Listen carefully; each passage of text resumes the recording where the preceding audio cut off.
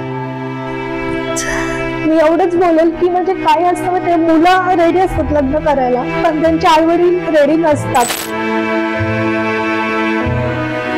बाहेरच्या लोकांचा बघण्याचा दृष्टिकोन खूप वेगळा होता. अरे तू एवढी सुंदर दिसतेस आणि हे तुला असं कसं आलं, कसं झालं, काय झालं. म्हणजे कसं, मला जेव्हा स्टार्टिंगला स्थळ बघायला येत होते तर मला खूप रिजेक्ट भेटले की एका डाग वरून की नाही हा डाग आहे असं. पण मी लोकांना हेच सांगेल की हे आजार नाहीये, हा विकार आहे. ह्याच्याने स्वतःला पण काही प्रॉब्लेम होत नाही, समोरच्याला पण प्रॉब्लेम नाही होत. आता हेच जर मी लग्न झाल्यानंतर मला उद्भवलं असतं तर तुम्ही काय केलं असतं, तेव्हा तुम्ही माझी साथ सोडली असती का? तर मी माझी ओळख निर्माण करेन, मला हेच पाहिजे होतं. आणि लोकांनी हा जो वाईट विचार आधीपासून जो करत होता ते आई वडिलांनी तरी, मुलाच्या आई वडिलांनी तरी हा डोक्यातून विचार काढला पाहिजे. असंच झालं की जेव्हा मी स्वतःला एक्सेप्ट केलं की नाही मी चांगले, मी सुंदर दिसते, मी करू शकते, मी का घरात बसू, मी का माझी लाईफ खराब करू, मला हे म्हणायचं, मी का झुरत बसू, बरोबर ना?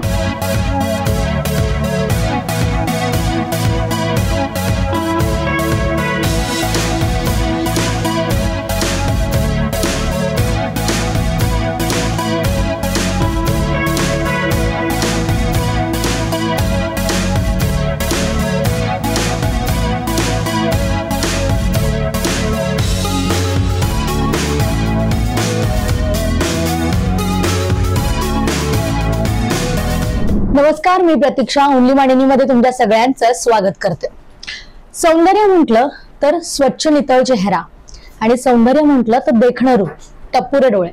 पण या सौंदर्याला जर डाग लागले तर या सौंदर्यावरती, या सौंदर्याकडे बघण्याचा लोकांचा दृष्टिकोनच पूर्ण बदलून जातो. अशाच एका मानिनीची कहाणी आपण आज घेऊन आलेल्या आहोत आपल्या ओनली मानिनीच्या या चॅनलवरती. तर चला तर जाऊयात मनीषाकडे. आपल्यासोबत मनीषा आहे. मनीषा, सर्वप्रथम कशी आहेस तू? मी बरी आहे, तुम्ही कशा आहेत? मी पण बरी आहे. काय सांगशील, म्हणजे मला तुला सर्वात प्रथम स्वतःचा परिचय तू स्वतःच करून दे मला असं वाटतं, आणि त्यानंतर आपण मस्त गप्पा मारणार आहोत. मनसोक्त गप्पा मार माझ्याशी. प्लीज आपल्या प्रेक्षकांना थोडासा परिचय करून देशील? नमस्ते, माझं नाव मनीषा लोंढे, मी मानपूर इथे राहते.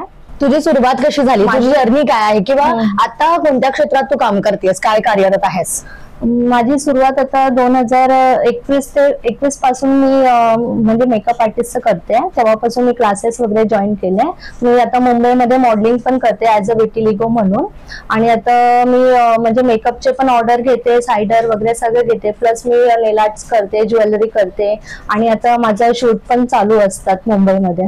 जेव्हा तुला पहिल्यांदा जेव्हा कळालं की आपल्याला हा आजार उद्भवलाय तर तुझं रिॲक्शन काय होते, किंवा घरातल्यांचं रिॲक्शन काय होते? म्हणजे हे माझी सुरुवात 2018 पासून झाली. माझ्या गळ्यावरती छोटासा डाग होता.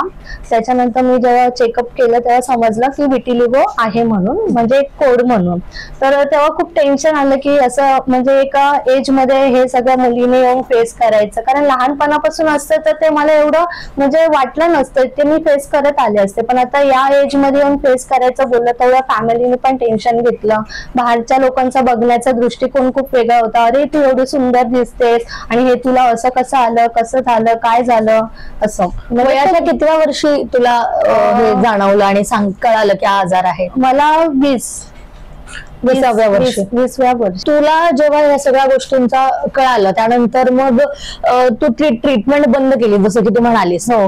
मग जेव्हा हे सगळं उद्भवल्यानंतर तू लोकांमध्ये जशी गेलीस, मॉडेल म्हणून प्रेझेंट होते, तर काय प्रतिक्रिया येतात सोसायटीच्या? म्हणजे कसं, जेव्हा मला हे उद्भवलं असं नाही की मी ट्रीटमेंट केली नाही. मी माझे प्रयत्न सगळे दिले, ज्यांनी मला सांगितलं की इथे ट्रीटमेंट कर, तिथे कर, सगळीकडे मी केलं. त्याच्यानंतर कसं मी स्टॉप केलं. म्हणजे मला असं वाटलं की हे जर उद्भवणारच आहे, येणारच आहे, ज्याला म्हणजे मला पुढे जाऊन ह्याला फेस करायचंच आहे, तर मी ट्रीटमेंट बंद केली. आणि त्याच्यानंतर म्हणजे मला कुठेतरी असं वाटलं की माझा वीक पॉइंट आहे तो मला स्ट्रॉंग करायचा आहे. म्हणजे समोरच्याने असं मला बिचारी म्हणून नाही बघितलं पाहिजे, मला माझी स्वतःची ओळख निर्माण करायची होती. आणि लहानपणापासून एक ब्युटिशियन, मेकअप, मला या गोष्टीची खूप आवड होती. पण मला एक ती संधी भेटली की चला काहीतरी करू आपण की जेणेकरून माझी ओळख होईल. म्हणून मी लॉकडाऊन मध्ये तेव्हा मी क्लासेस केले ठाण्याला.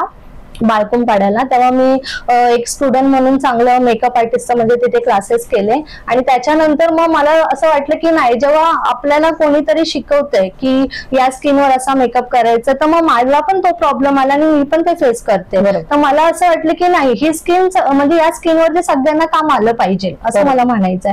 तर मी माझे जेवढे आपले मुंबईचे आर्टिस्ट आहेत त्यांना मी स्वतःहून मेसेज केले की नाही सर, तुम्ही ही स्किन स्टुडंटला दाखवा, लाईफ मध्ये कोणालाही प्रॉब्लेम येईल की कसं म्हणजे ह्याच्यावर फेस करायचं, कसं काम करायचं. कारण एक नॉर्मल स्किन आणि प्रॉब्लेमॅटिक स्किन मध्ये खूप फरक आहे. नॉर्मल स्किनवर जसं आपण मेकअप करतो तसं प्रॉब्लेमॅटिक मध्ये काय असतं, फक्त टेक्निक वेगळे असतात. बरोबर, मला असं म्हणायचंय. तर आता म्हणजे खूप मुली असतात की ते मेकअप करून हाईड करतात. स्टार्टिंगला मी पण सुद्धा खूप असं करत होती. म्हणजे मला ते, मी खूप रडायची, टेन्शन घ्यायची, मला ते फेस करायला जमत नव्हतं. पण जसं जसं मी खूप लोकांसोबत काम केलं, मला आर्टिस्ट लोकांनी खूप चांगलं सजेशन केलं. म्हणजे एक बोलतात ना, एक आपल्या सोबत जे राहणारे माणसं असतात ते जे सांगतात, त्यांचे विचार चांगले असतात ना सोबत, ते मला खूप चांगले माणसं भेटले. त्याच्यामुळे मी अजून स्ट्रॉंग झाले आणि मी स्वतः सगळ्यांना प्रेझेंट केलं की नाही, तुम्ही दाखवा म्हणून, ह्याच्यावर काम दाखवा. त्याच्यानंतर मग माझं काम चालू झालं. मग प्रत्येक आर्टिस्ट सोबत माझं काम मी करत करत मग मला खूप आर्टिस्ट जण मला मेसेज करायला लागले, कॉल करायला लागले की तू आमच्याकडे, आपण ही स्किन लोकांना दाखवूया.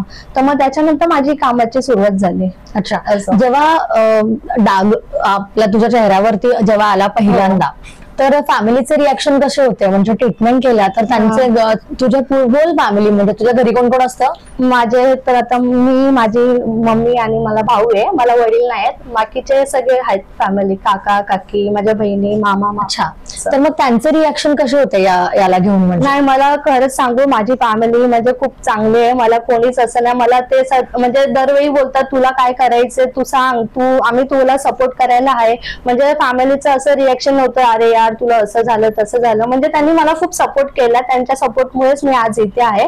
पण शेवटी बोलतात ना की आईला काळजी वाटतेच थोडं, या वयामध्ये सगळं फेस करायचं. तर मग फॅमिलीने खूप मला सपोर्ट केला, नाही तुला काय करायचं तू कर, तुला कोणते क्लासेस करायचे तू आम्हाला सांग, असं. तर फॅमिलीने खूप सपोर्ट केला. असा कोणता क्षण आला का जिथे तुला असं वाटलं की नाही, थांबून जावं आता, खचल्यासारखं झालंय, असा कोणता क्षण आहे का तुझ्या आयुष्यामधला? हा, म्हणजे कसं, मला जेव्हा स्टार्टिंगला स्थळ बघायला येत होते तर मला खूप रिजेक्ट भेटले की एका डाग वरून की नाही हा डाग आहे असं. पण मी लोकांना हे सांगेल की हे आजार नाहीये, हा विकार आहे. ह्याच्याने स्वतःला पण काही प्रॉब्लेम होत नाही आणि समोरच्याला पण प्रॉब्लेम नाही होत. तेवढंच बोलायचं की फक्त तुम्ही स्ट्रॉंग राहा. म्हणजे असं काय, म्हणजे मी एवढंच बोलेल की म्हणजे काय असतं, ते मुलं रेडी असतात लग्न करायला पण त्यांचे आई वडील रेडी नसतात. म्हणजे असं हे सगळं मुलींनाच फेस करायचं असतं. मी खूप, आधी तू शांत हो, आधी तू शांत. मी खूप हे जवळून बघितलंय की एका मुलीला काय काय फेस करायला लागतं. पण तुम्ही जे आधीच्या काळापासून हा विचार करता की हा रोग आहे, आपल्या फॅमिलीमध्ये ही मुलगी येणार, असं नाही. तुम्ही असं, मला हे म्हणायचं हे तुमच्याच फॅमिली मधून कोण असेल तर बरोबर, तेव्हा तुम्ही काय करणार ना. बरोबर आहे, असं असतं. म्हणून प्रत्येक मुलीला किंवा कोणालाही बघताना ते चांगल्या दृष्टिकोनाने बघा आणि त्याला एक्सेप्ट करा. मला हे म्हणायचं, माणसाचा स्वभाव तुम्ही बघा. बरोबर. आता हेच जर मी लग्न झाल्यानंतर मला उद्भवलं असतं तर तुम्ही काय केलं असतं? तेव्हा तुम्ही माझी साथ सोडली असती का? नसती सोडली ना, असं मला म्हणायचंय. तर तेव्हा मला खूप असं रिजेक्शन आले की नाही नाही. तर तेव्हा मी बोलली की नाही, माझा जो वीक पॉइंट आहे, आज मला तुम्ही म्हणजे दिसायला माझे फीचर्स एवढे चांगले सगळे, पण एका डागामुळे तुम्ही मला रिजेक्ट करतात. हा, तर मी बोलली नाही, मी असं काहीतरी करेल की माझी ओळख निर्माण होईल. भले मी असं विचार नाही करत की माझं म्हणजे लग्नाचं किंवा काही असू दे, पण मी माझी ओळख निर्माण करेल. मला हेच पाहिजे होतं. आणि लोकांनी हा जो वाईट विचार आधीपासून जो करत येतात, ते आई वडिलांनी तरी, मुलाच्या आई वडिलांनी तरी हा डोक्यातून विचार काढला पाहिजे, त्याला एक्सेप्ट केलं पाहिजे, असं मला म्हणायचंय. खरं तर समाजात जी वृत्ती झालेली आहे, लोकांची मेंटॅलिटी झालेली आहे, ती कुठेतरी बदलण्याचा निर्णय घेतला पाहिजे समाजाच्या लोकांनी, असं हिचं मत आहे. बरं, आता तुझी वाईट गोष्ट सांगितली, मला अशा कोणता तरी मुवमेंट सांग तुझ्या आयुष्यातला, किंवा एक असा क्षण की जिथे तुला असं वाटलं की बस आता जिंकलंय मी, म्हणजे असा कोणता मुवमेंट होता का? मी खूप असे आता मॉडेलिंग वगैरे करते, ऑन स्टेज करते, मला एवढ्या लोकांचे प्रेम भेटतात आणि समोरून येऊन बोलतात की मॅडम खरंच तुम्ही खूप ग्रेट आहात. आणि मला इन्स्टाला एवढे जे विटिलिगो वाले जे मला फॉलो करतात ते म्हणजे एवढं मला मेसेज करतात, भरभरून सांगतात की आम्हाला एवढं फेस करायला भेटलं आणि तू एवढं कशी काय स्ट्रॉंग आहे. आहेस, तू खूप चांगलं करते, तू लोकांपुढे येते, नाही तर आम्ही घरातच बसतो म्हणजे टेन्शन घेऊन आम्ही झुरतो. तर मी स्वतः त्यांच्याशी एवढं बोलते, म्हणजे ओळख तर नाहीये पण मी पण त्याच्यातूनच आहे, तर मी समोरच्याला ओळखू शकते, समजू शकते की तिला काय बोलायचं माझ्याशी आणि त्याला काय बोलायचं माझ्याशी. तर मी खूप असं समजून सांगते की तुम्ही घरात नका बसू, तुम्ही पण ह्याच्यातून बाहेर या, स्वतःला एक चान्स द्या, तरच आपण काहीतरी करू शकते पुढे जाऊन असं.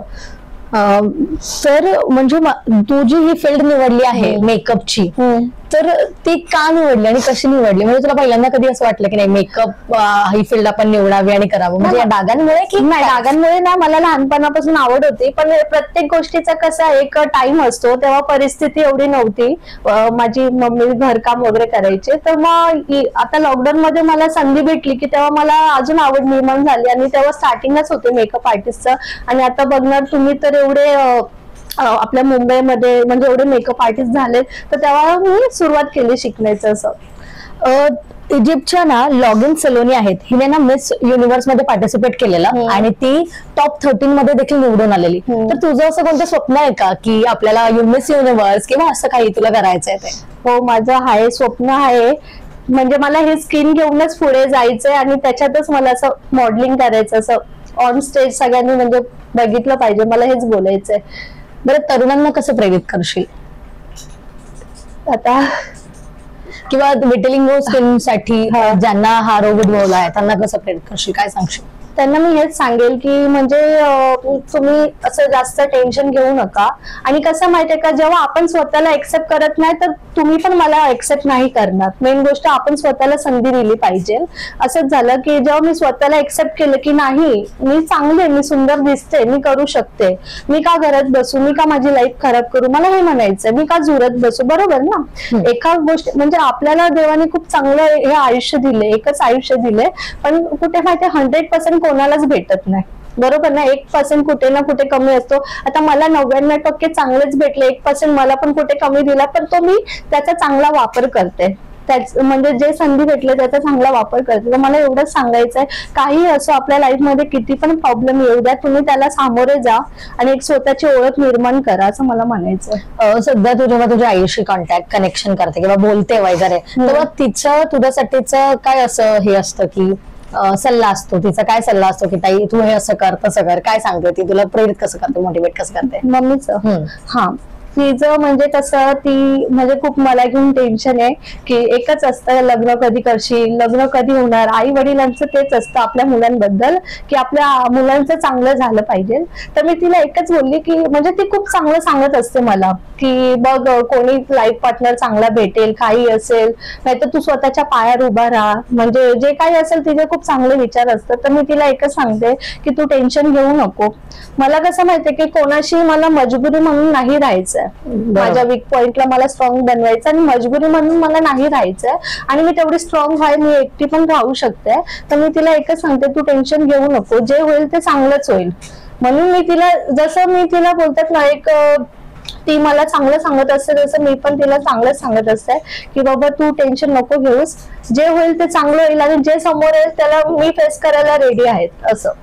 पहिल्यांदा जेव्हा तू मॉडेलिंग क्षेत्र निवडलं आणि पहिल्यांदा जेव्हा तू तिथे ऑन स्टेज गेलीस, तुझ्या चेहऱ्यावरती मेकअप करण्यास सुरुवात झाली, तेव्हा तुझे रिॲक्शन कसे होते, काय भावना होत्या? मला खूप बरं वाटलं, कारण एवढे पब्लिक म्हणजे खूप ऑन स्टेज काम केले मी नाशिकला, पुण्याला, एवढ्या पब्लिकला बघून मला खूप मस्त वाटलं की यार म्हणजे खरंच जर मी स्वतःला एक्सेप्ट केलं नसतं तर हे मला बघायला भेटलं नसतं, मेन गोष्ट. आणि आज मी कुठे असते, घरातच असते ना, म्हणजे माझी ओळख काहीच नसते आणि आज मी इथे पण नसते, असं मला म्हणायचं. तर मी बोलले की बरं झालं की मी खूप कमी टाइममध्ये स्वतःला एक चान्स दिला आणि लोकांसमोर मी आले. असं. खरं तर ही कहाणी होती आपल्या मानिनीची, जिने स्वतःच्या पायावरती उभा राहून तिने तिचं स्वतःचं अस्तित्व निर्माण केलेलं आहे. मी पुन्हा सांगेन की मुंबईमधली पहिली विटिलिंगो स्किन टाईपची मॉडेल जी स्वतःचा चेहरा दुसऱ्यांना देते आपल्या स्किनवरती डेमो आणि ट्रीटमेंट करण्यासाठी. मनीषा, तुझं खूप खूप धन्यवाद आपल्या या ओनली मानिनी या चॅनलवरती आल्याबद्दल.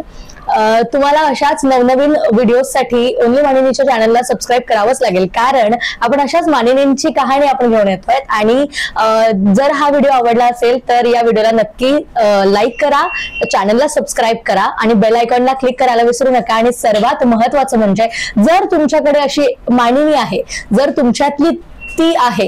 जर तुमच्याकडे अशी कहाणी आहे तर आम्हाला कमेंट बॉक्स मधून कळवा. आणि अशाच नवनवीन व्हिडिओसाठी अजून एकदा सांगेन की ओन्ली मानिनीच्या या चॅनलला फॉलो करा. धन्यवाद.